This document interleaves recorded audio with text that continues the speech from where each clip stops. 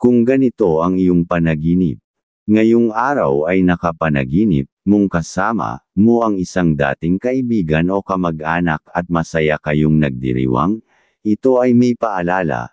Iwasan muna ang mga gawain na may kinalaman sa labis na kasayahan, lalo na ang paglalaro ng pera.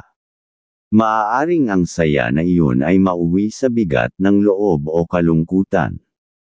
Subalit kung hindi mo maiiwasan ang pagtaya o paglalaro ng pera, tandaan na, ang pinakamahalaga ay ang pagkakaroon ng tamang paghawak at disiplina. Kapag nanalo na, ay huwag kakalimutang magpasalamat at matutong maglaan o huminto na.